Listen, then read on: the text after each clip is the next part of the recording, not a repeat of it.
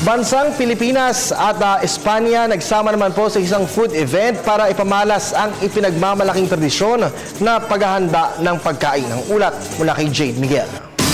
Nagsama ang dalawang kultura sa isang global food event kung saan makikita natin ang pinagmamalaking mga cuisine o pagkain ng dalawang bansa, ang Pilipinas at ang Espanya. Mula sa halos taong relasyon ng ating bansa sa Espanya, nahubog ang ating kasanayan sa paghahanda ng samot-saring pagkain na patok hindi lamang sa panlasa nating mga Pinoy, kundi pati na rin sa mga kaibigan nating banyaga.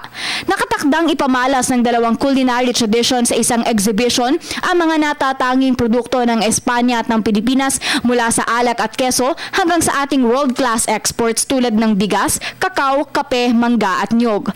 Sa darating na Abril 24 hanggang Abril 26, masasaksihan natin ang Madrid Fusion Manila kung saan ang ating mga ipinagmamalaking chef kasama magagaling na chefs din ng Espanya ay magsasama para ipakita sa atin nilang pagkain na mas pinasarap pa ng tradisyon.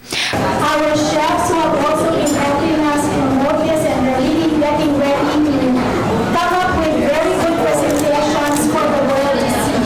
So ladies and gentlemen, I hope you continue to support us as we launch this year in Madrid Fusion Manila. Para sa Telebisyon ng Bayan, Jade Miguel.